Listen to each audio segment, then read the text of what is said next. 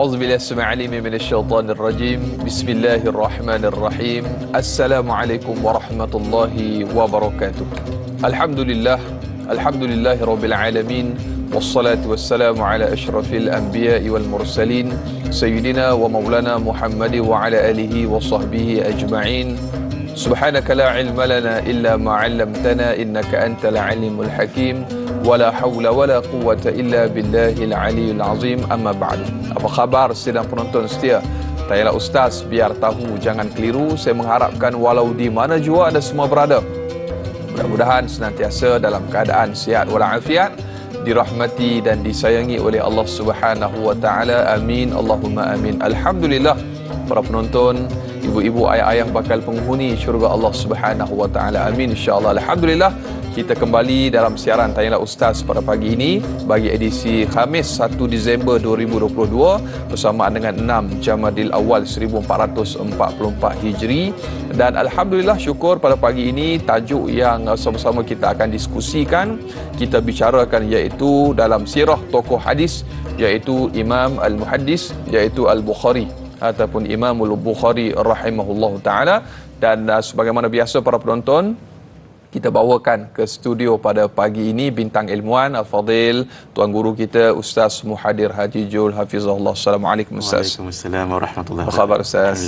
Alhamdulillah. Sebagaimana biasa Ustaz, kita mengalu-alukan kepada para penonton untuk menghantarkan soalan dan juga kemusykilan, hubungi kami menerusi talian bebas tol yang tertera di kaca TV anda, atau paling mudah tinggalkan ataupun hantarkan soalan anda menerusi ruangan komen di Facebook Tanyalah Ustaz TV3.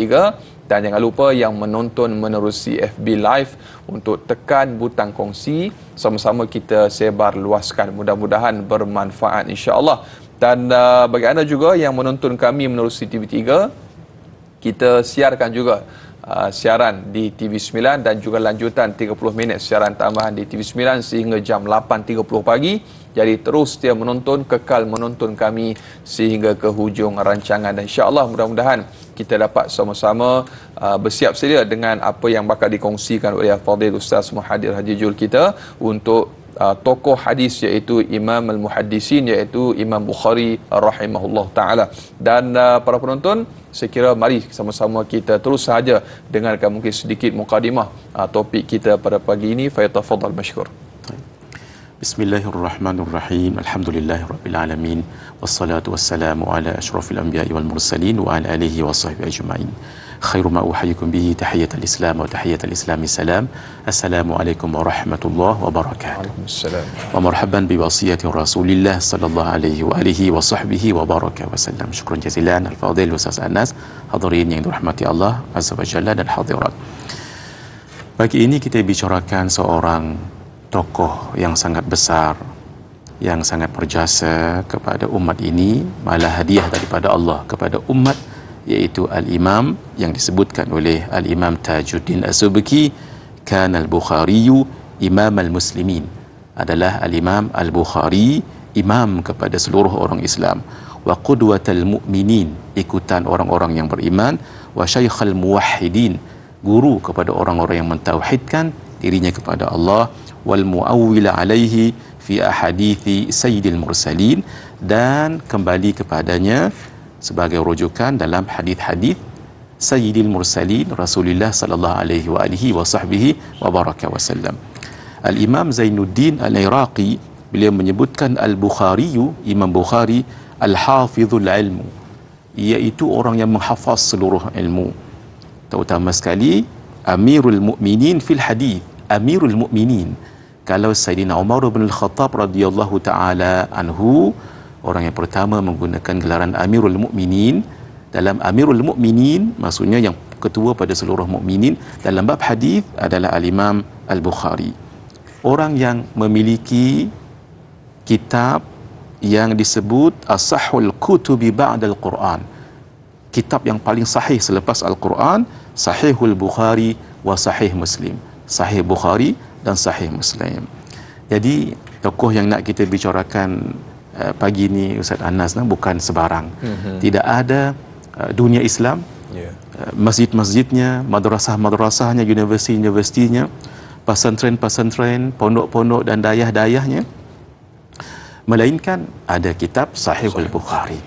Dan kitab ini diterima oleh seluruh umat Islam daripada zaman beliau dan insya-Allah sampai ke yaumul qiyamah biiznillah, kerana memelihara hadis daripada Sayyidul Wujud baginda Rasulullah sallallahu alaihi wa baraka wasallam yang sahih-sahih semuanya. Naam. Masya-Allah, tabarakallah. Demikian antara satu tokoh yang dianugerahkan oleh Allah Subhanahu Wa Taala kepada kita, dan ilmunya kita masih lagi menggunakan pakai sehingga sekarang sebagai satu rujukan kepada seluruh dunia. Dan alhamdulillah para penonton, kita dah pun ada soalan yang pertama daripada sahabat kita Fadil Ustaz untuk kita raikan. Menerusi Facebook kita ada Syamir Akmal. Assalamualaikum warahmatullahi wabarakatuh. Waalaikumsalam warahmatullahi. Siapakah sebenarnya Imam Al-Bukhari rahimahullah serta nasab keturunannya? Mohon perkongsian ilmu daripada Fadil Ustaz. Syukran. Nah, masya-Allah. Alhamdulillah. Sebelum kita kenal pada seseorang, pengorbanan, kehebatan, keilmuan, kita kena kenal orangnya dulu. Betul. Sangat cantiklah soalan ini, Ustaz Anas. Masya-Allah, kita masa kecil-kecil Ustaz Anas kita hafaz nama Al-Imam Al-Bukhari ini. Abu Abdillah itu kunyah. Orang Arab suka dengan kunyah. Abu Abdillah itu namanya kunyah. Kalau Syekhul Islam ataupun Hujjatul Islam tu namanya laqab. Jadi Al-Imam Al-Bukhari punyai kunyah iaitu Abu Abdillah, dan nama beliau Muhammad ibn Ismail ibn Ibrahim ibn Mughirah ibn Bardizbah. Bardizbah itu adalah berketurunan Farsi. Itu pun bahasa Farsi. Al-Ju'fi itu merujuk kepada datuk yang kedua beliau, iaitu Mughirah tadi tu. Beliau masuk Islam melalui seseorang yang namanya Al-Yaman Al-Ju'fi. Jadi nama beliau dinisbahkan kepada Al-Ju'fi juga. Itu satu fakhriyah, kebanggaan. Al-Bukhari sebab dilahirkan di Bukhara dekat Uzbekistan, Asia Tengah pada 13 Syawal tahun 194 Hijriah, iaitu akhir kurun yang kedua. Bapa beliau Ismail seorang faqih dan seorang ahlul hadis, dan beliau di antara pemuka mazhab Maliki pada zamannya. Istimewanya beliau ini seorang yang kaya raya. Beliau kaya raya. Tetapi masya-Allah menjaga sangat makanan sehingga tidak ada yang syubha. Beliau sebelum meninggal, ayahnya sebelum meninggal mengatakan, taraktu malan kathiran li ahli, aku tinggalkan harta yang banyak untuk keluargaku, wala a'rifu dirhaman fi haramin, saya tak tahu ada satu dirham kah yang haram, tak ada, maksudnya semua bersih. Ini nak jaga. Sebab itulah nanti Imam Al-Bukhari itu membesar dalam keluarga yang sangat warak, menjaga agama. Dan Imam Al-Bukhari meninggal, ayah beliau meninggal ketika beliau masih kecil. Nah, jadi beliau sudah yatim sejak kecil lagi. Dan beliau sedikit kita bicarakan masa kecil buta. Tidaklah disebut kenapa sebab buta tu, wallahu alam bisawab, tetapi masa kecil itu buta. Ibunya sangat kasih dan sayang dengan beliau, selalu berdoa, sehingga beliau dikatakan bermimpi melihat Nabi Ibrahim alaihissalam. Ibu beliau ini orang yang baik Ustaz Azna. Mimpi pun mimpi yang baik juga, masya-Allah. Lalu kata Nabi Ibrahim Khalilullah, ya hadhihi, wahai kamu, qad raddallahu ala waladika basarahu bi kathrati du'aik, sesungguhnya Allah telah kembalikan penglihatan anakmu bi kathrati du'aik, kerana kamu banyak berdoa, tadarru' kepada Allah. Dalam riwayat yang lain, bi kathrati bukaik, kerana banyak kamu menangis mohon kepada Allah. Maka esok pagi masya-Allah fa asbaha basira, dapat melihat. Masya-Allah, barakah. Kerana amalan-amalan ibu beliau yang memang dititipkan oleh ayah beliau dengan amalan-amalan yang baik, umur 10 tahun beliau culik kembali matanya. Nah, beliau Imam Bukhari orang yang kurus.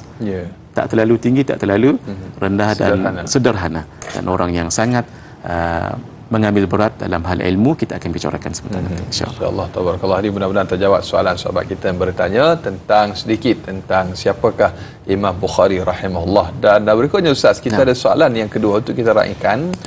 Jura Azlin Sufyan bertanya, Assalamualaikum warahmatullahi wabarakatuh. Waalaikumsalam warahmatullahi.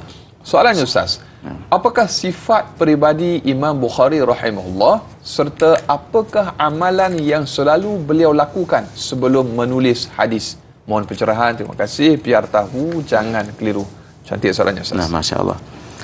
Terima kasih Haji Razlin Sufyan atas soalan. Sifat-sifat peribadi Imam Al-Bukhari secara umum, pertama sekali adalah beliau sangat bersungguh dalam menuntut ilmu. Beliau pergi ke banyak negeri untuk menuntut ilmu. Negeri maksudnya di sini adalah negara. Nanti kita akan bicarakan lagi. Dan beliau menulis sesuatu ilmu dan faedah itu sangat luar biasa. Kalau beliau tidur malam, bangkit, akan solat dan akan tulis apa yang fawaid. Fawaid ni faedah-faedah. Kalau kita mengaji agama, dalam kitab ditulis afadahu syaikhul fulan. Syekh itu memberi faedah. Faedah ini bukan apa yang kita boleh pelajari daripada sesuatu, tidak. Tapi kadang-kadang sesuatu yang jarang disebut oleh para masyayikh sebab tersimpan dalam dada-dada mereka, dan jarang disebut dalam kitab-kitab sebab dia tersimpan dalam butunul kutub, dalam perut kitab-kitab yang besar-besar. Itu namanya fawaid. Fawaid maksudnya benda yang jarang kita tahu. Itu. Sebab itu kalau kitab yang ada fawaid itu antara ciri-ciri kitab yang baik. Beliau bangkit malam, solat, kemudian ambil pena ataupun pen, menulis apa fawaid itu. Kemudian tidur lagi. Kemudian bangkit lagi, solat lagi, tulis lagi, tidur lagi. Kemudian padamkan siraj, pelita, padam lagi. Dikatakan Ustaz sana hampir 20 kali. Allah Akbar. Bangkit malam. Bukan saja bangkit, solat, kemudian menulis fawaid, tidak balik 20 kali. Itu sifat umum beliau. Beliau ini seorang yang sangat wara'. Ketika soalan tadi ditanya tentang apa yang dilakukan oleh beliau sebelum menulis hadis. Sebelum menulis hadis, sudah pasti mencari hadis itu kita akan ceritakan kemudian sebelum menulis. Beliau ini sangat wara'. Apa kata beliau? Ma wada'tu fi kitab sahih hadithan illa ightasaltu qabla dhalik wa sallaitu rak'atain. Tidaklah aku menulis satu hadis pun di dalam sahih Al-Bukhari itu melainkan aku akan mandi dahulu, bukan setakat mandi tetapi juga solat 2 rakaat. Itu masya-Allah tabarakallah. Bayangkan dalam Sahihul Bukhari itu hadisnya kata Al-Imam An-Nawawi dalam kitab Tahdzib Al-Asma' wal Lughat, hadis itu semuanya 7275.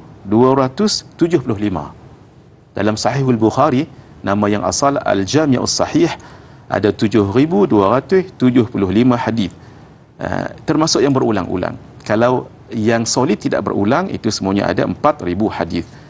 Hadirin, satu hadis beliau akan mandi dan berwangi-wangian dan beliau akan solat. Cuba bayangkan 7,275 hadis tu Anas. Allahu Akbar. Itu nak menunjukkan sifat beliau luar biasa.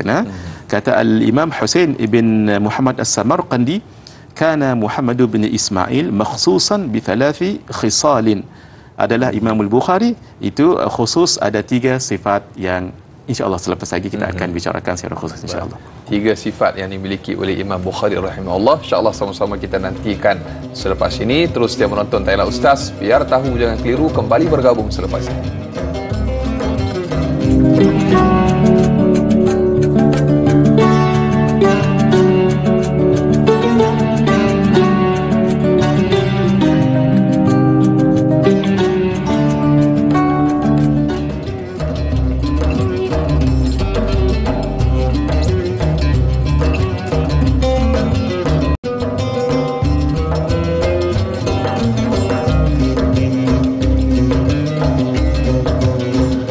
Alhamdulillah, terus setia menonton Tayla Ustaz, biar tahu jangan keliru. Terima kasih atas tontonan anda, para penonton, ibu-ibu, ayah-ayah bakal penghuni syurga Allah Subhanahu wa taala. Alhamdulillah kita masih lagi bersama bintang ilmuwan kita Al-Fadhil Ustaz Muhadir Haji Jul Hafizullah, dan untuk sama-sama kita terus mendiskusikan sirah tokoh hadis Imam Al-Bukhari rahimahullah taala.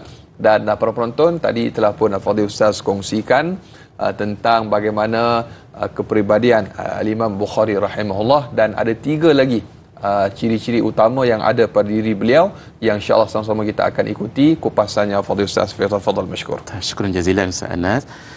Imam Husain bin Muhammad As-Samarqandi beliau menyebutkan kana Muhammad bin Ismail makhsusan bi thalathi khisalin ma kana fihi min al-khisal al-mahmudah.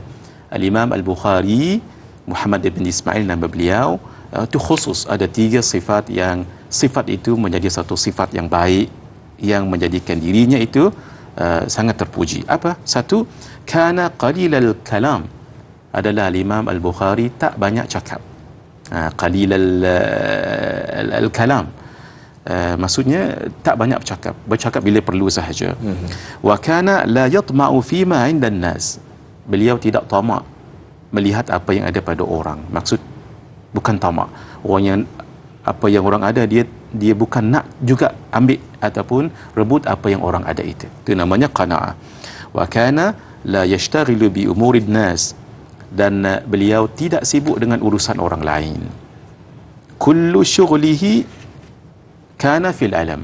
Semua pekerjaan apa yang dia buat semuanya ada kaitan dengan ilmu.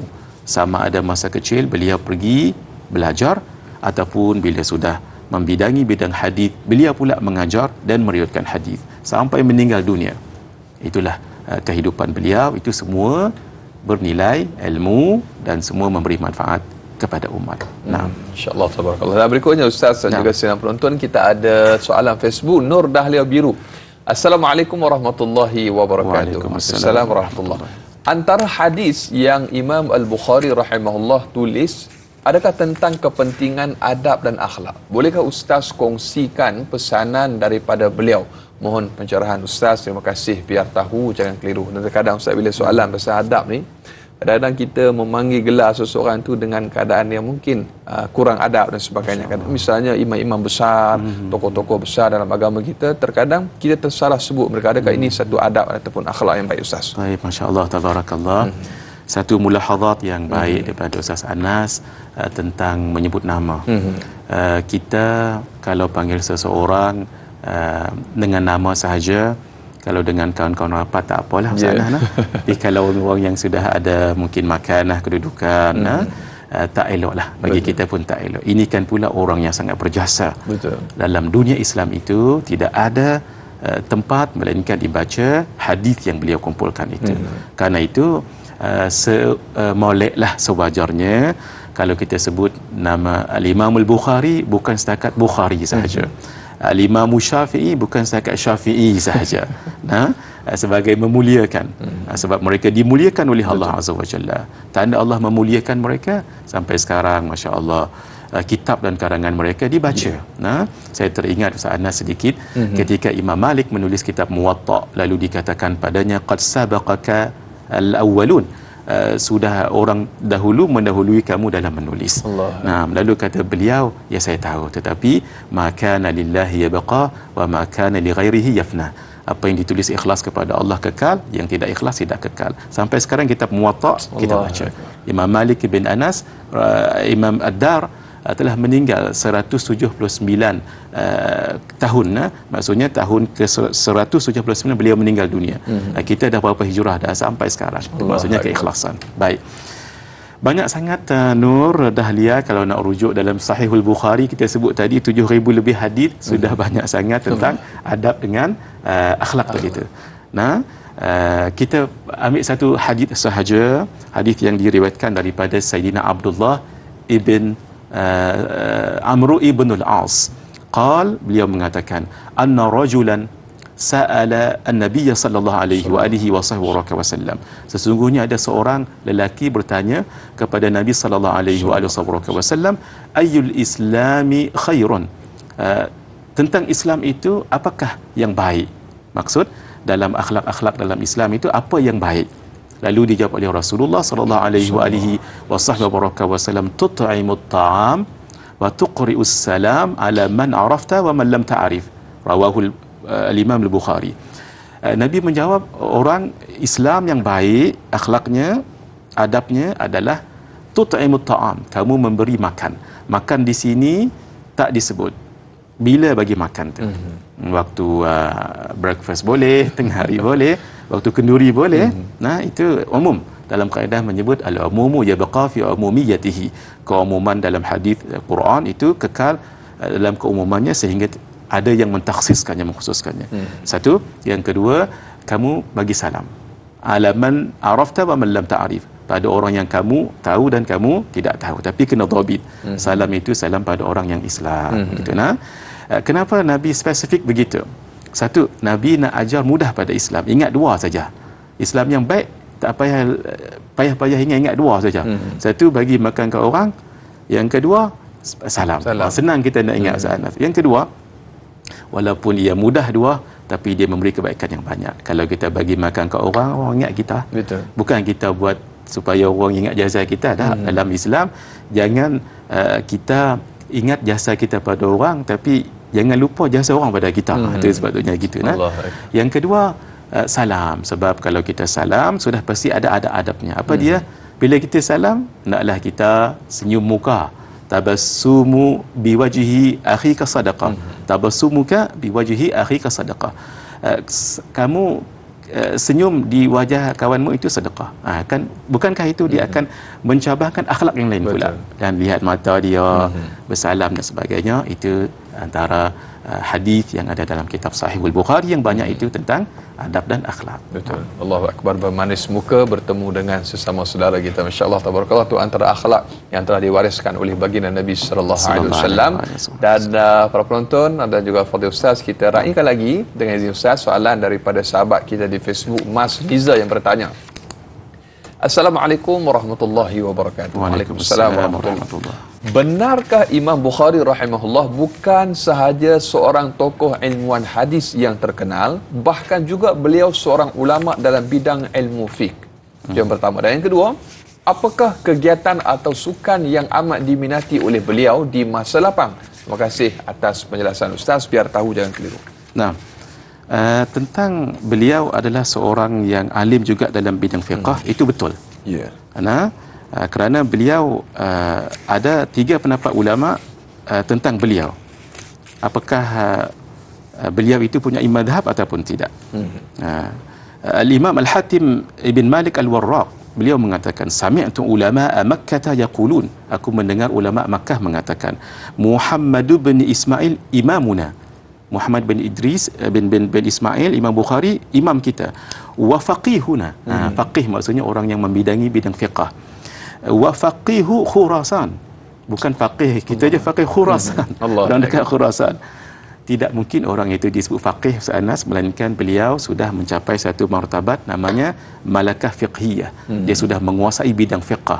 Kalau menguasai bidang fiqh ni bahasa Arab tu memang sudah menguasailah. Dan istinbat hukum, kemudian qawaid fiqhiyah, kemudian al-adillah asy-syar'iyyah yang al-mujma' 'alaiha, dan tidak itu juga kuasai keseluruhannya. Al-Imam Ya'qub ibn Ibrahim Ad-Dawraqi, beliau mengatakan Muhammad bin Ismail Al-Bukhari faqihu hadhihi al-ummah. Muhammad Al-Bukhari ini, Imam Al-Bukhari, faqih umat ini. Faqih umat-umat, bukan faqih satu tempat aja, faqih umat. Nah, buktinya beliau dalam susunan Sahihul Bukhari, beliau menyebutkan tajuk-tajuk fiqh, sangat fiqh, bab wuduk contohnya, wuduk, bab solat dengan cantik sekali. Itu menunjukkan orang yang sudah ada manhaj dalam fiqh dan menguasai fiqh. Ada 3 pendapat ulama tentang beliau. Ada yang mengatakan beliau itu kerana alimnya, menguasai hadisnya, beliau tidak bermadhab, yang disebut mujtahid mustaqil. Dia seperti macam 4 ulama juga, 4 madhab yang kita sebutkan itu. Tapi pendapat lain mengatakan beliau adalah bermadhab Syafi'i. Ini disebut oleh Al-Imam Tajuddin As-Subki dalam kitab beliau At-Tabaqat Asy-Syafi'iyyah Al-Kubra. Beliau sebut itu. Dan Al-Imam Ibn Hajar Al-Asqalani menyebutkan dalam Fathul Bari juga beliau cenderung kepada mazhab Syafi'i dalam perbahasan fiqh. Selalunya Imam Al-Bukhari mengambil pendapat Al-Imam Asy-Syafi'i, Al-Imam Abi Ubaid, dan seperti keduanya bermaksud ulama-ulama fiqh seperti keduanya. Pendapat ketiga mengatakan Al-Imam Al-Bukhari bermazhab Hambali. Ini pendapat Al-Imam Ibnu Abi Ya'la dalam kitabnya Tabaqat Al-Hanabilah. Jadi beliau menguasai fiqh, na'am. Walaupun beliau lebih menonjol dalam bab hadis. Sama juga Imam Syafi'i, beliau menguasai hadis, na'am, walaupun menonjol dalam bab fiqh. Imam Syafi'i orang pertama yang menulis hadis, menulis kitab Mukhtalaful Hadis. Kalau hadis itu seperti ada macam tanaqud, pertembungan, beliau kumpulkan hadis macam mana nak memahaminya. Mukhtalaful hadis, al-Imam Syafi'i orang yang pertama. Kerana itu beliau menguasai hadis. Demikian juga ulama 4 mazhab, walaupun menonjol dalam bab fiqh. Demikian al-Imam Al-Bukhari menonjol dalam bab hadis, tetapi beliau juga ahli fiqh, beliau juga ahli tarikh, sejarah. Beliau ada menulis kitab At-Tarikh.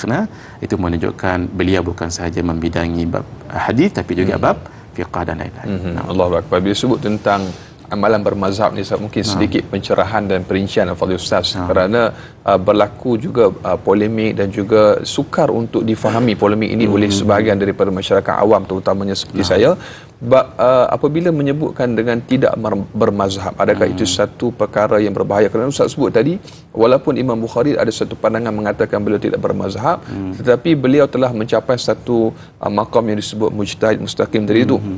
Jadi kita yang bukan mujtahid, Ustaz, adakah boleh tak pegang pada mana-mana mazhab? Alhamdulillah, soalan sangat bagus sekali. Para ulama mengatakan al-awam minan nas. Orang awam manusia ni wajib bermazhab. Wajib bermazhab. Sebab kalau dia sendiri tak bermazhab, dia sendiri tak tahu nak ambil mana. Ya, betul kembali pada Quran dan hadis, tetapi bukan semudah itu. Ada kaedahnya. Sebab dalam Quran hadis ni ada yang mujmal, ada yang mufassal, ada yang nasikh, ada yang mansukh, ada yang mutlaq, ada yang muqayyad. Ilmu ini tidak dikuasai melainkan orang-orang yang sudah sampai ke darajatnya. Yang kedua, 4 mazhab ini, mazhab Hanafi, mazhab Maliki, mazhab Syafi'i, mazhab Hambali, semua kaedah-kaedah itu sudah diletakkan di situ oleh para imam tadi. Jadi kita tidak perlu payah lagi untuk melihat nas-nas yang saya sebutkan tadi, yang bukan satu dilalah sahaja. Sebab Al-Quran dan hadis harus kita faham, dia ada satu qat'iyyut thubut, qat'iyyud dilalah. Ia memang daripada Quran hadis, dan qat'iyyud dilalah, dalilnya itu qat'i sehingga hanya satu makna sahaja. Tapi ada satu lagi yang disebut qat'iyyud thubut, qat'iyyud dilalah, iaitu ayat Quran dan hadis itu memang pasti, tetapi dia punya dilalah tu dhan. Apakah maksud begini, apakah maksud begini. Umpama wal mutallaqatu yatarabbasna bi anfusihinna thalathata quru'. Orang-orang yang ditalakkan itu, maka hendaklah menjaga dirinya thalathata quru', 3 quru'. 3 quru' tu 3 apa? 3 bersih ke ataupun 3 keluar darah ke, haid. Itu dijaga. Kerana itu orang awam, ketika Syekh Abdul Fattah Abu Ghuddah, seorang ulama besar Syria, ditanya apakah yang harus dibuat oleh orang awam dalam bab madhab, beliau mengatakan orang yang awam itu, kita semua ni lah, wajib bermadhab. Bermadhab apa? Bermadhab yang 4 itu. Kerana 4 itu yang telah ditadwin, telah ditulis dengan elok dan lengkap, dan setiap permasalahan dalam Islam, sama ada yang besar ataupun yang furuk-furuk ataupun furuk masail, itu semua dijawab dalam mazhab. Tidak ada satu pun permasalahan melainkan ada dijawab dalam mazhab. Allahu akbar, insya-Allah, tabarakallah. Mudah-mudahan jelas kepada kita dan hilang kekeliruan. Biar tahu jangan keliru, kerana amalan bermazhab itu adalah wajib, dan kita menurut kepada di Malaysia ataupun di Nusantara bermazhab Al-Imam Syafi'i rahimahullah. Jangan kita kelirukan sesama masyarakat, insya-Allah. Fadil Ustaz, akan kita kongsikan banyak lagi selepas ini. Terus dia menonton Tanya Ustaz, biar tahu jangan keliru, kembali selepas ini.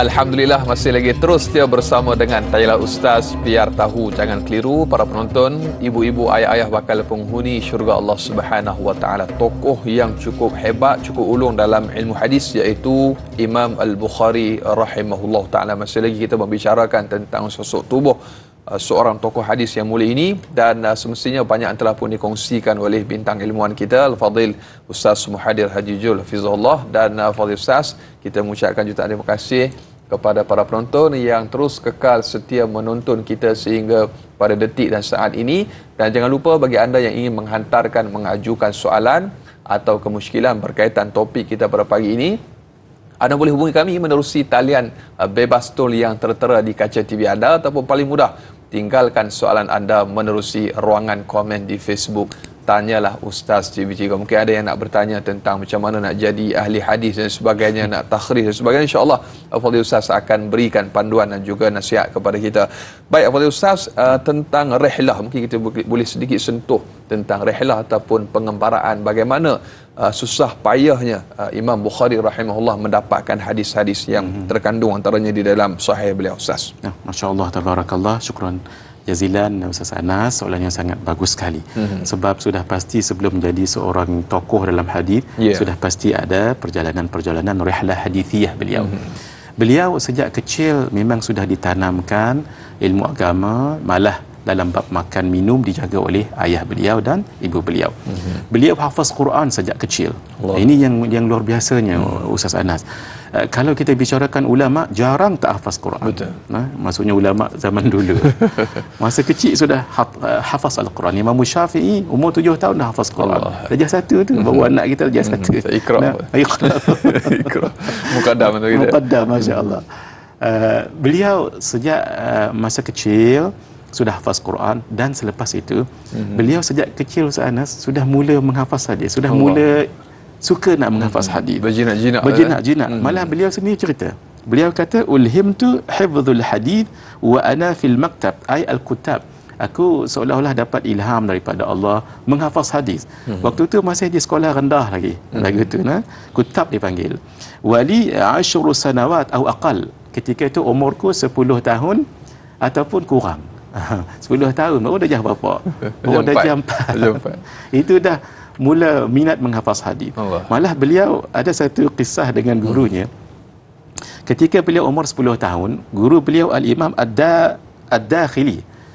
Imam Ad-Dakhili ketika riwayatkan hadis dengan ramai orang yang hadir, lalu beliau kata dan sebut hadis an Sufyan, daripada Sufyan, an Abi Zubair an Ibrahim, daripada Sufyan, daripada Abi Zubair dan Ibrahim. Lalu selepas habis majlis, Imam Al-Bukhari bagi tahu gurunya, maaf tuan guru, tadi tu Abu Zubair tak pernah jumpa dengan Ibrahim. Tadi Sufyan daripada Abu Zubair daripada Ibrahim. Gurunya kata tak berjumpa. Hadis memang begitu sanadnya. Kata Imam Al-Bukhari, seingat saya tidak. Zubair kat situ bukan Abu Zubair, tapi Zubair bin Adi. Zubair bin Adi daripada Sufyan, daripada Zubair bin Adi daripada Ibrahim. Yang diriwayatkan guru beliau tadi an Sufyan an Abi Zubair. Bezanya Abi saja. Dakiknya Imam Al-Bukhari. Lalu kata guru beliau, mari kita semak. Bila semak-semak, tengok-tengok betul yang dikatakan oleh Imam Al-Bukhari umur 10 tahun. Lalu kata guru beliau, sadaqt, kamu benar apa yang kamu katakan. Di situ juga menunjukkan guru yang sangat tawaduk sanas, walaupun sudah jadi guru hadis, ditegur anak murid, budak-budak. Masya-Allah tu Beliau ketika umur 16 tahun hafaz kitab karangan Al-Imam Waqi', iaitu guru Imam Syafi'i dan Imam Ibnul Mubarak, seorang ulama hadis. Umur 17 tahun guru beliau Imam Muhammad bin Salam Al-Bikandi suruh semak kitab hadis yang beliau karang. Guru suruh anak murid. Dan secara khusus ketika umur 18 tahun beliau ikut ibu dan abang ataupun adiknya pergi Makkah, kemudian keduanya balik, beliau terus mencari hadis di Makkah, kemudian di Al-Madinah, dan terus mencari sehingga ketika umur 18 tahun beliau dah menulis kitab yang pertama, Qadayas Sahabah wa Tabi'in, perkara-perkara yang berkaitan dengan sahabah, isu-isu tentang sahabat dan tabi'in. Daripada situ Ustaz Anas bermula tadi daripada Bukhara pergi ke Balakh satu tempat, pergi ke Makkah, pergi ke Madinah, pergi ke Mesir, pergi ke Syam. Syam ni Syria dan proses lain-lain. Dan beliau ini masya-Allah banyak guru yang beliau jumpa, kata Al-Imam Az-Zahabi dalam kitab Siyar A'lam Nubala dan kitab Al-Bidayah wan Nihayah karangan Al-Imam Ibn Kathir. Imam Al-Bukhari sendiri mengatakan katabtu an alfi thiqatin minal ulama wa ziyadah. Aku menulis daripada 1000 ulama yang fiqah ataupun mungkin lebih. Walaysa indi hadithun la adhkuru isnadahu. Tak ada satu hadis pun melainkan saya sebut sanadnya. 1000 maksudnya apa? Allah. Maksudnya 1000 orang masyayikh. Dalam kitab Siyar A'lamin Nubala sebelum beliau meninggal dunia, Imam Al-Bukhari mengatakan katabtu an 1080 rajulan. Aku menulis daripada 1080 orang para masyayikh. Laisa fihim illa sahibu hadithin. Tidaklah mereka itu melainkan setiapnya adalah ahli hadis. Jadi daripada itulah beliau masya-Allah mencari hadis dan menulis. Mencari dan menulis. Bukan sahaja mencari tetapi mentadwinkannya. Dan beliau sekali ketika masyhur, ketika remaja dah masyhur dah. Ketika beliau sampai di satu tempat dekat Basrah, beliau berjalan, ada ulama ikut kat belakang. Allah. Bukan orang biasa ulama. Beliau nak mereka nak tunggu satu masa di mana berhenti. Allah. Sebab kita sebutkan tadi kullu syughlihi fil alam. Setiap urusannya ilmu. Berhenti saja Imam Al-Bukhari satu tempat, pakat kerumun, pakat riwayat hadis. Begitu saja. Begitulah orang-orang yang Ninsa Anas, terutama sekali bab hadis, dan beliau riwayatkan hadis bukan macam kita, buka kitab, buka apa handphone ke, buka apa. Tak, lagu tu je. Lagu tu je. Hafaz. Dikatakan beliau menghafaz 600,000 hadis. Dikatakan lebih daripada itu. Dikatakan juga beliau menghafaz 1 juta hadis. Allah. Seperti Imam Ahmad bin Hanbal dikatakan. Jadi orang ini dalam bab hadis di mana-mana, dan beliau sangat bersungguh mencarinya. Manjadda wajada.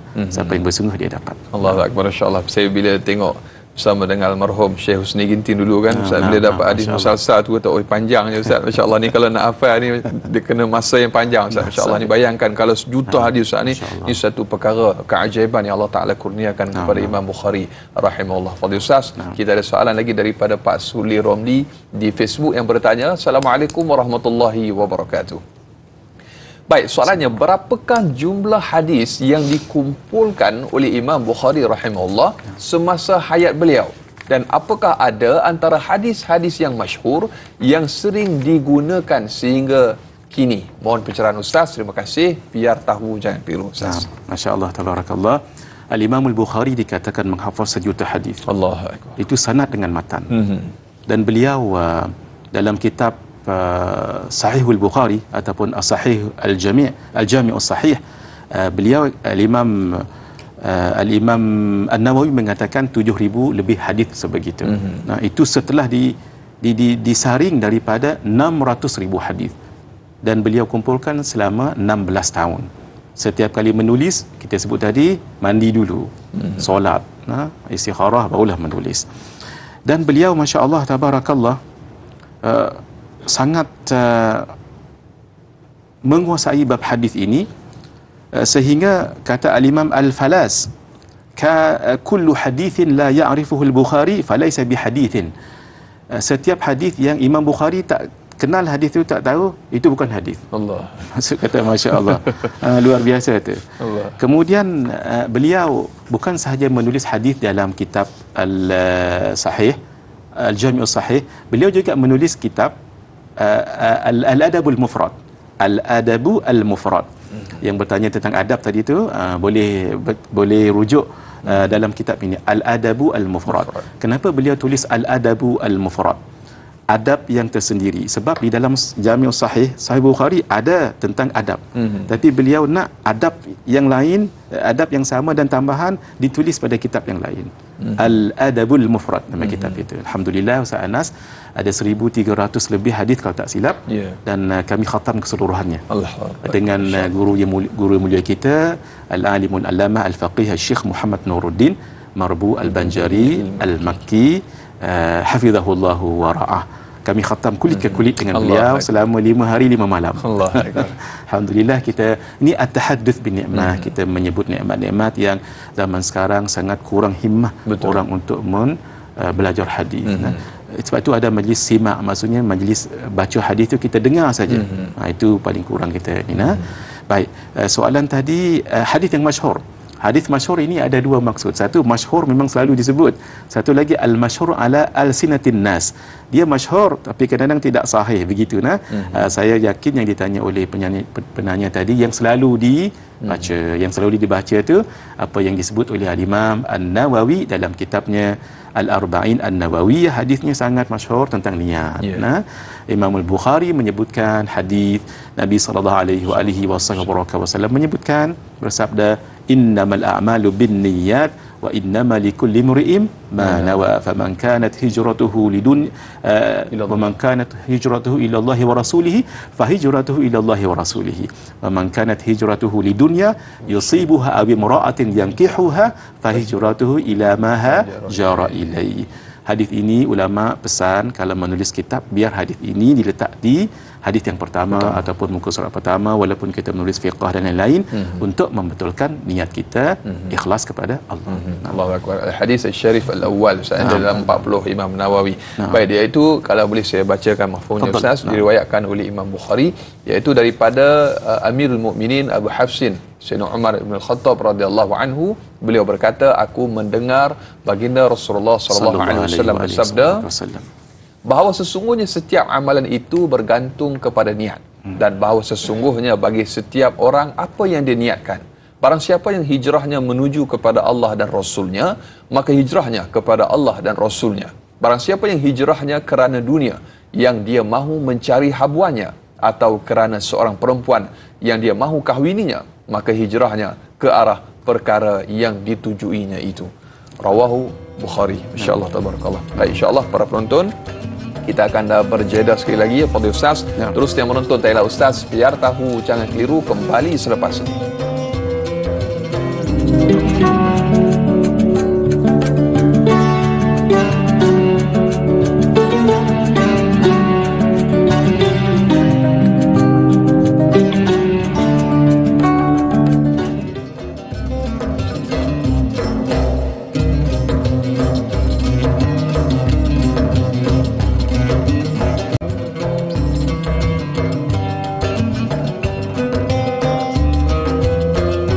Alhamdulillah, terima kasih dan terima kasih. Kurang lebih sejam kita bersiaran semestinya dalam Tanya Ustaz, biar tahu jangan keliru. Para penonton, ibu-ibu, ayah-ayah bakal penghuni syurga Allah Subhanahu wa taala. Kita masih lagi alhamdulillah membicarakan topik sirah tokoh hadis, iaitu Imam Al-Bukhari rahimahullah. Dan kita masih lagi bersama bintang ilmuwan kita Fadail Ustaz Muhadir Haji Jul Fizahullah. Dan kita mengucapkan juta terima kasih kepada para penonton yang sudi menghantarkan soalan, kemusykilan kepada kami. Dan jangan lupa yang menonton menerusi FB Live untuk tekan butang kongsi. Sama-sama kita bantu sebar luaskan untuk sama-sama kita menelusuri riwayat dan juga kisah yang cukup menarik berkenaan dengan tokoh hadis, iaitu Imam Al-Bukhari rahimahullah, yang selalu kita dengar perkataan antaranya ialah syaikhan dan sebagainya. Mungkin sedikit penjelasan pada Ustaz. Kadang-kadang kita jumpa dalam hadis kan, dia tak tulis rawahu siapa Ustaz, tapi dia sebut syaikhan. Dia siapa syaikhan ni Ustaz? Masya-Allah. Soalan yang sangat baik daripada Ustaz Anas. Syaikhan ini dalam istilah dia merujuk banyak orang ataupun banyak perbincangan. Kalau disebut syaikhan di kalangan ulama hadis, itu merujuk kepada dua orang syaikh. Syaikhun mufrad, syaikhani adalah muthanna. Ini merujuk kepada dua orang syaikh, iaitu Al-Imam Al-Bukhari dengan anak murid beliau Imam Muslim An-Naisaburi. Itu syaikhan. Tapi kalau dapat fiqah beza pula Ustaz Anas. Kalau disebut syaikhan di kalangan mazhab Asy-Syafi'i, dia terbagi juga dua orang syekh. Syekh di kalangan mutaqaddimin itu merujuk kepada Al-Imam Ar-Rafi'i dengan Al-Imam An-Nawawi.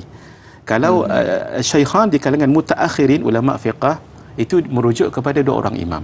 Al-Imam Ibnu Hajar Al-Haytami meninggal tahun 974 Hijriah, dan Al-Imam Syekh Ramli As-Saghir. Kalau Al-Kabir bapa beliau, As-Saghir.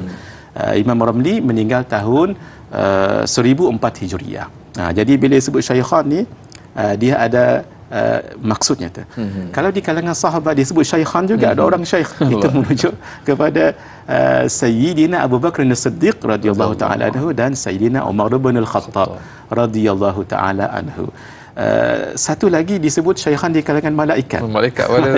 Ada juga, cuma saya tak ingat sekarang apakah malaikat Jibril dengan Israfil ataupun Mikail dengan Israfil, dua tu. Jadi sebut syaikhan merujuk pada orang tertentu ataupun nama tertentu, juga merujuk kepada ilmu-ilmu tertentu. Masya-Allah, tabarakallah, tu syaikhan Ustaz. Masya-Allah. Saya terjumpa, kalau saya tak salah lah, dalam penulisan Ustaz juga nota kaki, iaitu dalam kitab Qalbun Salim Ustaz, insya-Allah.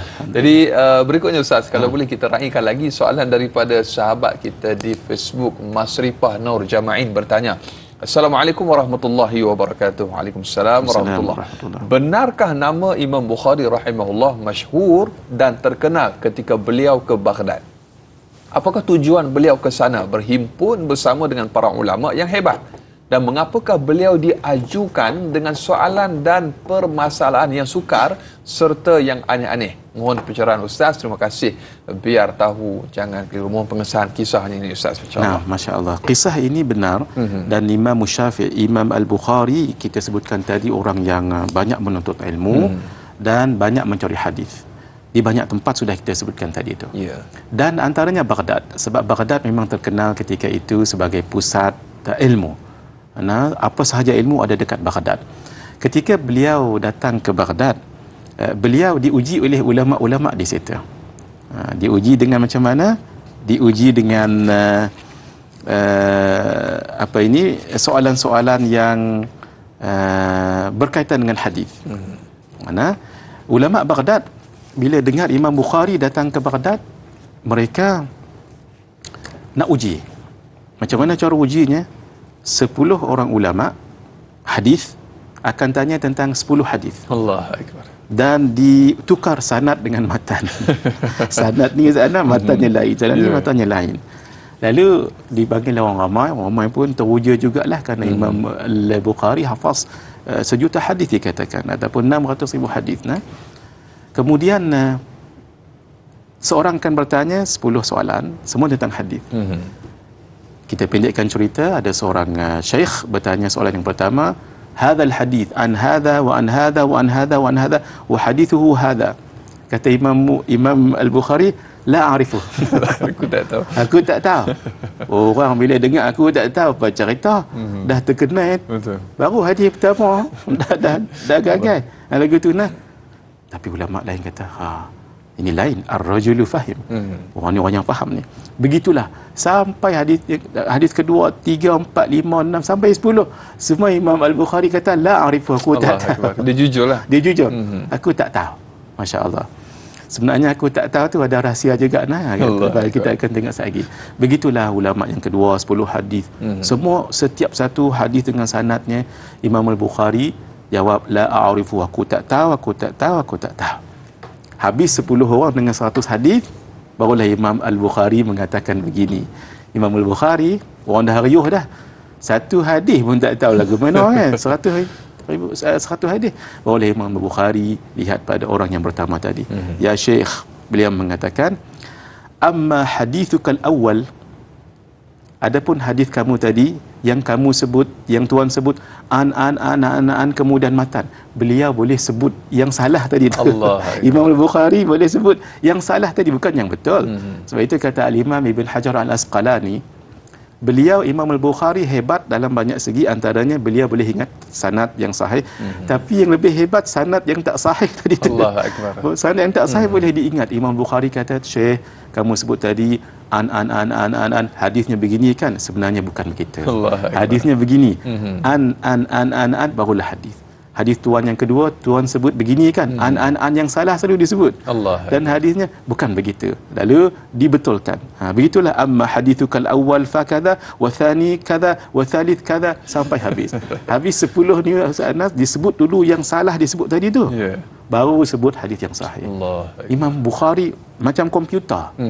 Sebab itu ada seorang syekh bersebut Al-Imam Abu Bakar Al-Kalwazani. Beliau mengatakan Imam Al-Bukhari ini ma ra'aitu mithla Muhammad bin Ismail. Aku tak pernah lihat orang seperti Muhammad bin Ismail. Imam Bukhari. Kenapa? Kana ya'khudhul kitab minal ulama. Diambilnya kitab daripada ulama, satu kitab ambil, apa dia buat? Fayattali'u alaihi ittila'atan. Dia tengok sekali ya Ustaz Anas. Arab sekali begini imbas, tengok imbas gitu ya. Apa dia? Fayahfadhu ammatan atraf al-hadithi bimarrah. Allah. Hafaz semua hadis dalam tu sekali ya. Scan dia. Scan.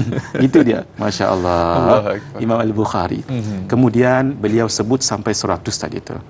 Hadirin, kenapa beliau sebegitu hebat? Beliau mengatakan ahfadhu mi'ata alfi hadithin sahih. Hadithin sahih. Aku menghafaz 100,000 hadis sahih. Wa a'rifu mi'atai alfi hadithin ghairi sahih. Aku tahu ada 200,000 hadis yang tak sahih. Tahu dan hafal. Itu hebatnya beliau. Allah. Ketika di Samarkand, tadi dekat mana? Tadi dekat Baghdad. Beliau ada 400 ulama uji tadi 100, tadi 10 orang ulama dengan 100 hadis.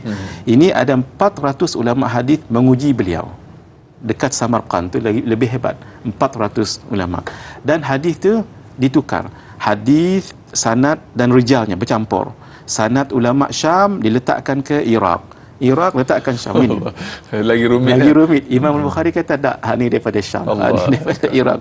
Masya-Allah. Bukan sahaja sanad dan matan dihafaz oleh Al-Imam Al-Bukhari dan dibetulkan oleh Al-Imam Al-Bukhari. Luar biasa. Memang diuji begitu. Yang lebih hebat tadi macam mana kata Imam Ibn Hajar Al-Asqalani, hak salah tadi itu baru sekali dengar boleh ya hafal lagi hak salah tu. Hafizahu rahimahullahu taala rahmatan wasi'ah. Allahu akbar. Walaupun telah dicerakin begitu, Ustaz, tetap masih boleh disebutkan satu persatu ni antara anugerah yang Allah Taala kurniakan kepada beliau. Dan para penonton juga Fadil Ustaz, mungkin kita boleh raikan lagi soalan daripada Faz Ismail di Facebook. Assalamualaikum warahmatullahi wabarakatuh. Waalaikumsalam warahmatullahi. Adakah Imam Al-Bukhari rahimahullah akan menyemak kembali hadis-hadisnya? Yang kedua, apakah sebab Sahih Al-Bukhari lebih utama berbanding Sahih Muslim? Terima kasih Ustaz. Tafadhal masykur. Masya-Allah, soalan yang sangat baik. Apakah beliau menyemak kembali? Sudah pasti. Begitulah ulama-ulama apabila menulis akan menyemak kembali dan akan mentahqiqkan kembali. Imam Al-Bukhari beliau tahqiq daripada hafazan saja. Beliau tidak lupa jadi beliau menyemak, beliau menyemak. Yang kedua, apa utama Sahih Al-Bukhari dengan Sahih Muslim? Di situ ada perbincangan panjang ulama. Beliau rujuk di dalam kitab dalam perbahasan ulumul hadis. Sahih Al-Bukhari ulama letakkan di peringkat yang tinggi. Pertama barulah Sahih Muslim. Pertama kerana manhaj Imam Al-Bukhari itu. Al-Imam Al-Bukhari tak cukup dengan perkhabaran daripada orang. Contoh, Daya Anas kita bagi tahu hadis kepada saya, maka saya akan tanya dulu, Ustaz jumpa tak dengan orangnya? Tak, saya tak jumpa, saya dengar saja. Itu beliau KIV dulu. Beliau nak orang yang berjumpa. Dengan orang yang meriwayatkan hadis itu. Dan sudah pasti beliau nak orang yang fiqah, orang yang dhabt, kuat hafazan, orang yang tidak mencederakan dirinya dengan perkara-perkara yang tidak elok. Itu memang sudah pasti untuk ketulinan hadis dan kekuatan. Betul, masya-Allah, tabarakallah. Antara disiplin-disiplin yang ada di dalam bab hadis dan banyak lagi Ustaz akan kita kongsikan. Dan saudara-saudara, kita telah pun berada di penghujung rancangan di TV3. Kita akan tamat siaran kita di TV3. Kita akan sambung lanjutan 30 minit siaran tambahan di TV9. Para penonton, terus setia menonton Tanyalah Ustaz, biar tahu jangan keliru. Kembali bergabung di TV9 selepas ini.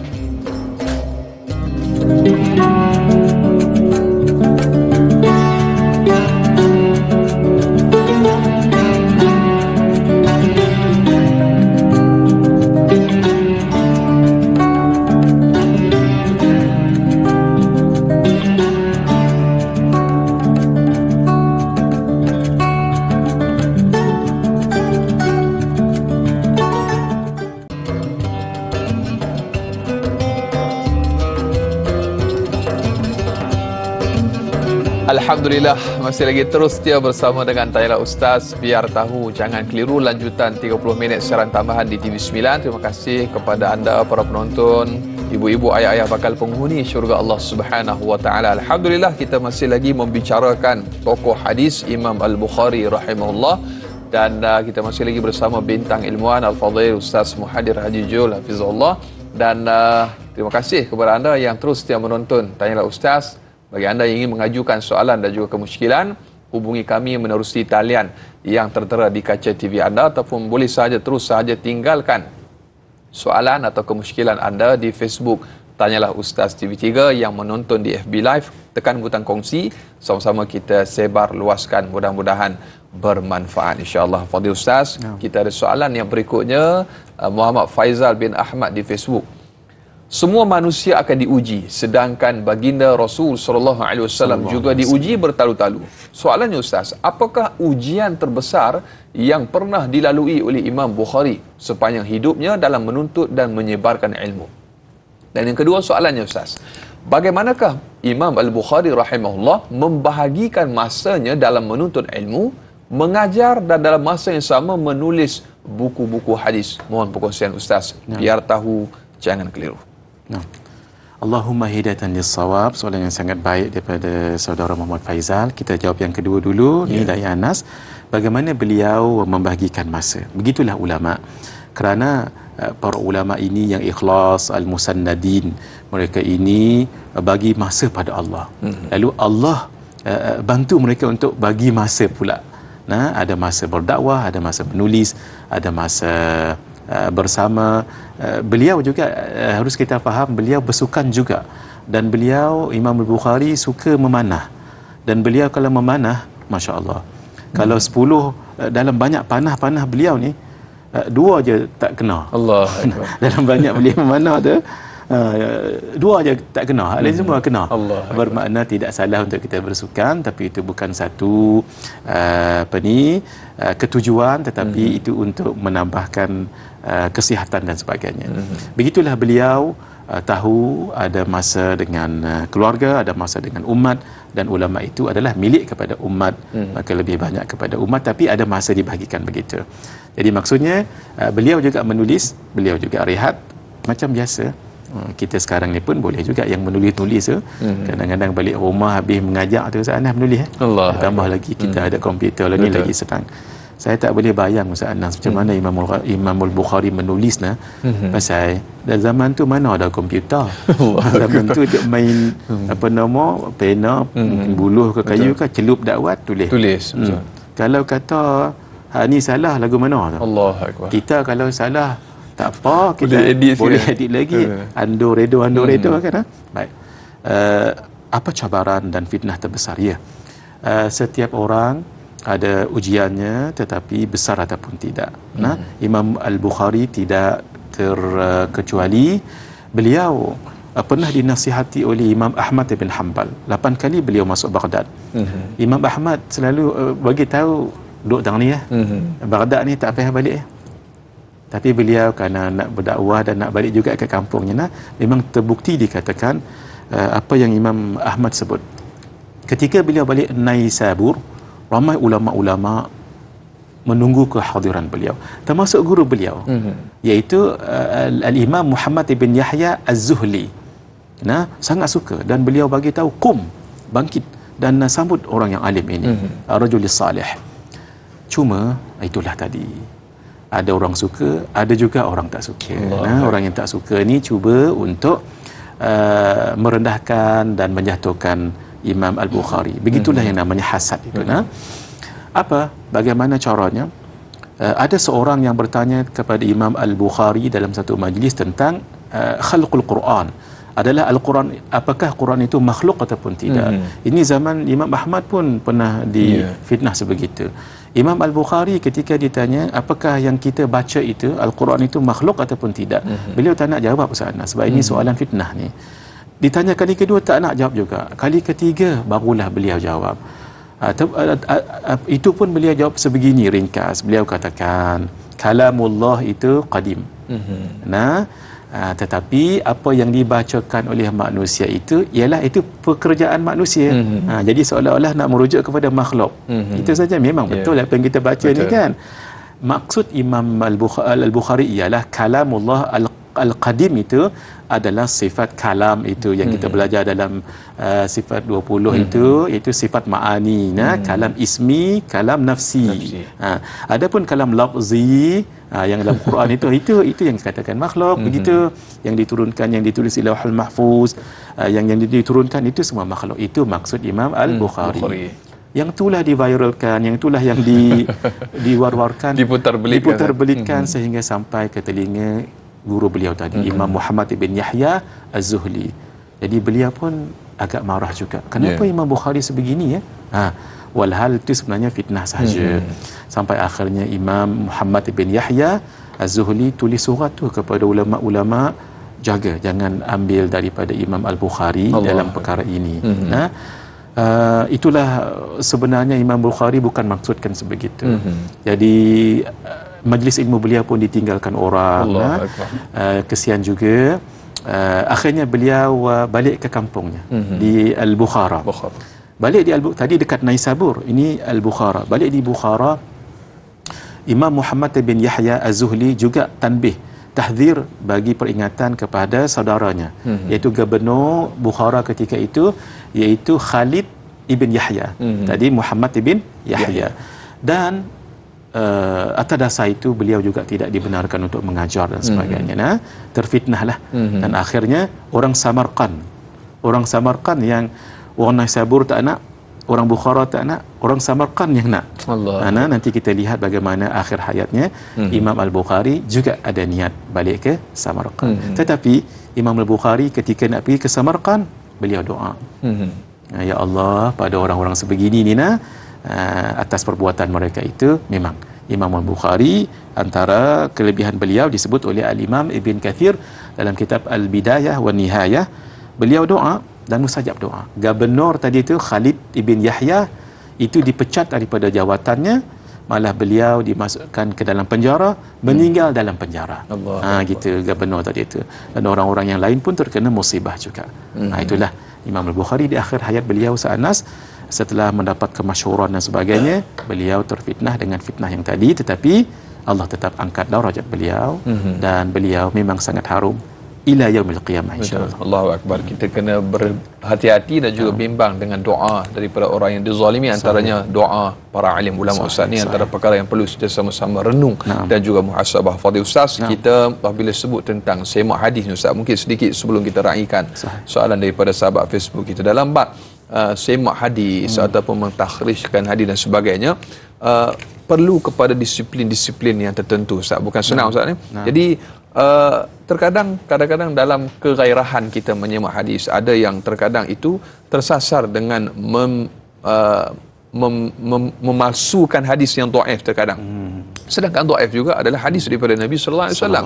Mungkin ada masalah dari sudut sanad dan sebagainya. Jadi untuk meletakkan seseorang itu layak untuk menyemak hadis, apakah disiplin dan juga kredibiliti yang tertentu diperlukan Ustaz? Masya-Allah, tabarakallah. Kalau dalam dunia hadis Ustaz Anad, orang yang boleh mentashihkan hadis, mengatakan hadis itu sahih, ataupun mentadhaifkan hadis, mengatakan hadis itu dhaif, hanyalah al-hafiz. Al-hafiz sahaja.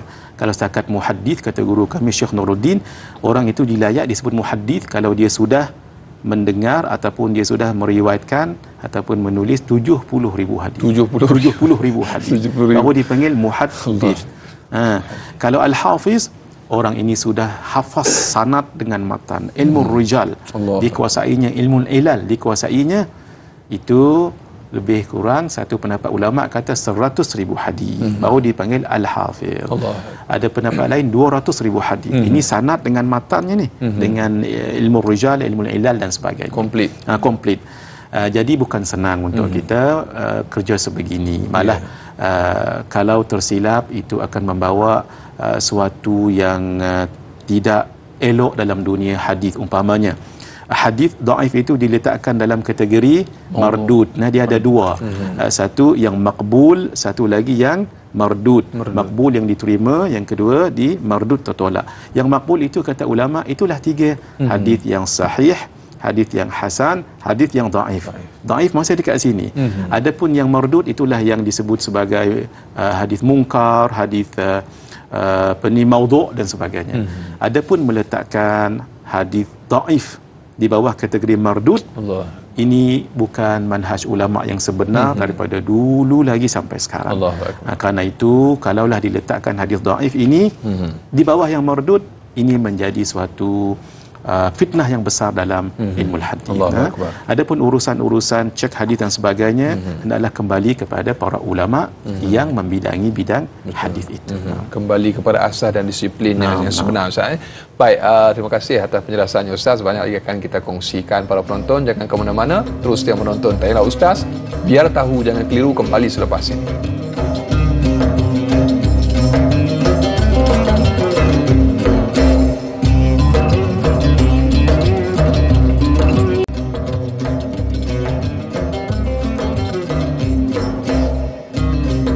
Alhamdulillah, sehingga ke hujung rancangan masih lagi terus setia bersama dengan Tanyalah Ustaz. Biar tahu jangan keliru. Para penonton, ibu-ibu, ayah-ayah bakal penghuni syurga Allah Subhanahu wa taala. Alhamdulillah, kita masih lagi mendiskusikan sirah tokoh hadis Imam Al-Bukhari rahimahullah, dan kita masih lagi bersama Fadail Ustaz Muhadir Haji Jul. Dan kepada anda para penonton yang sudi menghantarkan soalan dan juga kemusykilan, yang terus menonton kami sehingga detik dan jam ini, terima kasih kami ucapkan kepada anda. Mudah-mudahan senantiasa dalam keadaan sihat walafiat dan juga barakah dalam kehidupan kita, insya-Allah. Baik, Fadil Ustaz, kita raikan lagi soalan daripada sahabat kita, tapi sebelum tu Ustaz, kita nak tengok sedikit, mungkin ada pencerahan daripada Fadil Ustaz tentang pujian dan juga kisah kewafatan Imam Bukhari rahimahullah, Ustaz. Naam. Barakallahu fiik, da'i an-nas dan hadirin. Imam Al-Bukhari ini banyak sangat orang memujinya, dan wajar sebab beliau kedudukannya sangat tinggi. Beliau ini guru beliau sendiri, Imam Muhammad bin Salam. Beliau kata, "Kullama dakhala alayya hadha as-sabi." Setiap kali datang budak ini, maksudnya murid beliau, siapa? Imam Al-Bukhari. Tahayyartu, bimbanglah saya. Ustaz Tok guru bimbang pasal apa? Wa altabisu alayya amrul hadith wa ghairuhu. Saya mulalah cerita bab hadis kadang-kadang jadi terganggu sikit. Pasal apa? Pasal budak dia ni hafal segala hadis. Wala azalu khaifan ma lam yakhruj. Saya sentiasa bimbang selagi dia tak keluar, saya jadi bimbang. Macam tadi kan dia tegak, bukan tegak secara open, tidak nak bagi tahu yang tadi Sufyan dengan yang tadi kita sebut tadi, kata Imam Ahmad bin Hanbal ini, masya-Allah, ini ghaniyun an ta'rif, sangat terkenal. Kata beliau, ma akhrajat Khurasan mithla Muhammad bin Ismail Al-Bukhari. Khurasan, bumi Khurasan tidak pernah mengeluarkan tokoh yang sebegitu hebat selain daripada Al-Imam Al-Bukhari. Al-Imam Ibn Kathir mengatakan beliau Abu Abdillah Al-Bukhari Al-Hafiz, seorang yang hafiz, imamu ahli hadith fi zamanih, imam ketua pada ahli hadis zamannya, wal muqtadi bihi fi awani, yang diikut pada zaman masanya, wal muqaddam ala sairi adrabihi wa aqranihi, yang terkedepan, terdahulu, lebih menonjol daripada yang lain di kalangan kawan-kawannya. Al-Imam At-Tirmidzi mengatakan, lam ara ahadan bil Iraq wala bi Khurasan. Aku tak pernah lihat orang di Iraq, ulama-ulama di Iraq dan Khurasan, fi ma'na al-ilal wa tarikh wa ma'rifatil asanid kabira ahadin a'lama min Muhammad bin Ismail. Saya tak pernah lihat orang yang sebegitu alim mendalam dalam ilmu ilal hadis dan sejarah dan sanad-sanad yang lebih besar orangnya daripada ketokohan Imam Al-Bukhari. Al-Imam Ibn Khuzaimah, ni saya sebut ni ulama-ulama hadis. Ma ra'aitu tahta adimi sama a'lama bi hadithi Rasulillah sallallahu alaihi wasallam wala ahfaza lahu min Muhammad bin Ismail Al-Bukhari. Tak pernah saya lihat orang yang di bawah langit tu bumi lah. Maksud kata tak pernah saya lihat seorang pun orang yang paling alim tentang hadis Nabi dan paling hafaz melainkan Imam Muhammad bin Idris, Muhammad bin Ismail Al-Bukhari. Imam Al-Hakim An-Naisaburi mengatakan huwa imamu ahli al-hadith bila khilafin baina ahli naqal. Beliau adalah imam kepada ulama-ulama hadis tanpa khilaf. Kata Al-Imam Ibn Hajar Al-Asqalani menutup semua tadi tu, kata beliau, walau futihat babu thana'il a'immah alaihi mimman ta'akhkhara an asrihi, kalaulah nak dibuka lah, nak pujian-pujian imam-imam, bukan orang biasa, imam-imam kepada Imam Al-Bukhari, sama ada yang semasa dengannya ataupun tidak, apa kata beliau? Lafana qirtasu, habis kertas-kertas, wa nafadatil anfas, habis nafas-nafas, fadzaka bahrun la sahila lahu, kerana Imam Al-Bukhari adalah laut yang tak boleh orang nak merentasinya, kerana tak sampai ke hujung, tidak bertepi. Tidak bertepi. Nah, sedikit kewafatan beliau yang Ustaz Anas tanya tadi, macam kita sebut tadi, orang Naisabur macam tidak ini dengan beliau, demikian orang di Bukhara kerana fitnah tadi, orang Samarkand nak. Beliau setuju. Beliau setuju untuk pergi ke Samarkand, cuma dalam perjalanan sampai di satu tempat namanya Khartant, 10 km ke Samarkand, singgah jumpa ahli keluarga dahulu, beliau sakit dan intaqala ila jiwari rabbih, meninggal di situ pada malam hari raya Aidilfitri. Allahu Akbar. Tanda orang itu baik Ustaz Anas, dia meninggal malam raya. Pasal sebulan tu dosanya sudah diampunkan oleh Allah. Meninggal itu fitrah sungguhlah. Tu nah, ketika berumur 62 tahun pada tahun 256 Hijriah, iaitu kurun yang ke-3, dan kubur beliau tu wangi, masya-Allah. Beberapa hari wangi. Kata Al-Imam Yahya ibn Ja'far, mautu Muhammad ibn Ismail, kematian Imam Al-Bukhari, zihabul ilmi, hilanglah ilmu. Kerana ilmu semua ada padanya. Allahu Akbar, insya-Allah, tabarakallah. Demikian antara kisah yang cukup menarik yang telah pun Fadil Ustaz kongsikan tentang Imam Bukhari rahimahullah. Dan mungkin kita boleh raikan sedikit lagi Ustaz soalan daripada sahabat kita, Nurul Hidayah Saifuddin di Facebook. Assalamualaikum warahmatullahi wabarakatuh. Waalaikumsalam warahmatullahi. Bagaimanakah caranya untuk menjadikan Imam Al-Bukhari rahimahullah sebagai role model ataupun ikutan buat umat Islam kini? Bagaimanakah caranya untuk kita mengambil motivasi daripada sirah ataupun sejarah kehidupan beliau? Terima kasih Ustaz. Masya-Allah, tabarakallah. Nurul Hidayah Saifuddin, soalannya sangat bagus, dan sangat bagus soalan ini di akhir sebab bagaimana kita nak supaya jadikan role model dan motivasi. Tidak ada jalan lain, jalan ilmu. Apa dia? Hendaklah kita baca kitab ataupun mendengar pengkisahan-pengkisahan sebegini. Sebab itu ada pepatah mengatakan man akhara faqad ahyahu, man akhara rajulan faqad ahyahu. Siapa yang akhara, mengarang ataupun menulis tentang riwayat hidup seseorang alim ulama, faqad ahyahu, dia seperti menghidupkannya balik. Macam sekarang kan, Imam Al-Bukhari kan meninggal 256 Hijriah dulu. Kita cerita ni dengan Anas dan semua macam hidup pula. Masya-Allah. Nah, jadi hendaklah kita membaca kisah-kisah sebegini. Kalau tak baca, maaf, kadang-kadang kita malas nak baca. Dengarlah. Dengar lagu ni, tanyalah ustaz ataupun mana-mana ustaz yang cerita tentang ini, dan kita berusaha untuk mencontohi beliau. Fatashabbahu fa in lam takunu mithlahum inna tashabbuha bil kirami falahu. Hendaklah kamu berusaha mencontohi orang yang mulia walaupun tak exactly macam mereka, mencontohi orang yang mulia, akhlaknya, pengorbanannya, kesungguhannya dan sebagainya. Itu adalah satu kejayaan. Allahu Akbar. Kalau kita tak mampu menjadi ulama, jadilah orang yang mencintai ulama Ustaz. Kalau tak mampu jadi orang yang mencintai ulama, jangan menjadi orang yang membenci para ulama. Allahu Akbar. Masya-Allah, tabarakallah. Terima kasih Fadil Ustaz. Sudah tak sudah kita telah pun para penonton berada di penghujung rancangan siaran kita pada pagi ini, dan 3 pelantikan Ustaz sebagai kesimpulan untuk program kita pada pagi ini. Tafadhal Ustaz. Bismillahirrahmanirrahim. Allah anugerahkan Imam Al-Bukhari sebagai suatu hadiah yang besar untuk kita menjaga sunnah Rasulullah sallallahu alaihi wasallam, maka hendaklah kita ikut, jaga juga sunnah. Yang kedua, beliau dalam bab akhlak, mencari ilmu dan sebagainya sangat rajin dan bertekun. Walaupun banyak negara pergi, hendaklah kita juga mengikut beliau. Dan yang ketiga, hendaklah kita menjaga sunnah Rasulullah sallallahu alaihi wasallam seperti mana Al-Imam Al-Bukhari menjaga hadis Nabi bersungguh-sungguh sehingga tidak mahu mengambil hadis yang beliau rasakan tidak kuat. Harus orang itu berjumpa dengan orang yang meriwayatkan hadis itu. Itu namanya as-sabat dengan tabayyun dalam perkara kehidupan ini sangat penting. Mudah-mudahan kita dapat mengikuti apa yang telah ditunjukkan oleh imam yang besar dan mulia yang dikasihi Allah ini, Al-Imam Abu Abdillah Al-Imam Bukhari.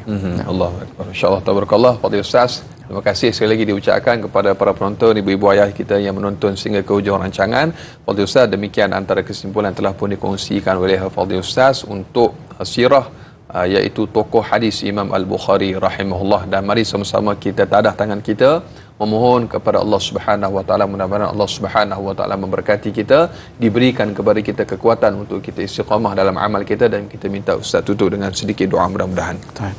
Bismillahirrahmanirrahim. Alhamdulillahi rabbil alamin, wassalatu wassalamu ala asyrafil anbiya'i wal mursalin wa ala alihi wa sahbihi ajma'in. Amin. Allahumma salli ala rasulika sayyidina Muhammad wa ala alihi wa sahbihi ajma'in. Amin. Allahumma inna nas'aluka ilman nafi'an wa rizqan tayyiban wa amalan salihan mutaqabbala. Allahumma inna nas'aluka ridhaka wal jannah wa na'udzubika min sakhatika wan nar. Allahumma innaka afuwwun karimun tuhibbul afwa fa'fu anna wa an walidina wa an mashayikhina wa an jami'il muslimina wal muslimat wal mu'minina wal mu'minat bi rahmatika ya arhamar rahimin. Amin. ربنا آتنا في الدنيا حسنة وفي الآخرة حسنة وقنا عذاب النار وقنا عذاب النار وقنا عذاب النار وأدخلنا الجنة مع الأبرار يا عزيز يا غفار يا رب العالمين. وصلى الله على خير خلقه ونور عرشه سيدنا محمد وعلى آله وصحبه أجمعين وجعلنا من الذين تجري من تحتهم الأنهار في جنات النعيم الذين دعواهم فيها سبحانك اللهم وتحيتهم فيها سلام وآخر دعواهم أن الحمد لله رب العالمين. Amin amin ya rabbal alamin. Taqabbalallahu minna wa minkum, minna wa minkum taqabbal ya karim. Alhamdulillah, terima kasih sekali lagi diucapkan kepada Fadil Ustaz Muhadir Haji Jul. Semoga Allah Subhanahu wa taala memanjangkan usia Ustaz dalam ketaatan kepada Allah, ditambahkan ilmu pengetahuan yang bermanfaat kepada Ustaz untuk terus membimbing kita khususnya dalam tayangan Ustaz, dan mudah-mudahan kita semua dimasukkan, dikumpulkan di dalam syurga bersama dengan baginda Nabi sallallahu alaihi wasallam. Amin insya-Allah. Mudah-mudahan Fadil Ustaz, kita esok para penonton sebagaimana biasa tayangan Ustaz akan kembali bersiaran. Kita bersama dengan Da'i Hilman, moderator, dan juga panel Ustaz Muhammad Erfino Johari untuk topik akidah, lupa diri, lupa agama. Na'udzubillah, tajuknya cukup menakutkan. Sama-sama kita nantikan jam dan juga siaran esok dalam tayangan Ustaz. Biar tahu, jangan keliru. Saudara, jangan mencari yang sempurna. Sempurnakanlah apa yang ada, kerana tidak ada yang sempurna melainkan Allah Subhanahu wa taala. Sekian, wabillahi taufiq wal hidayah. Assalamualaikum warahmatullahi wabarakatuh. Mari kita tangguh dengan kafaratul majlis dan suratul asr. Subhanakallahumma wa bihamdika asyhadu an la ilaha illa anta astaghfiruka wa atubu ilaik. Innal insana lafi khusr illa alladhina amanu wa amilus solihati wa tawassaw bil haqq wa tawassaw bis sabr. Amin ya rabbal alamin. Terima kasih banyak Ustaz. Barakallahu.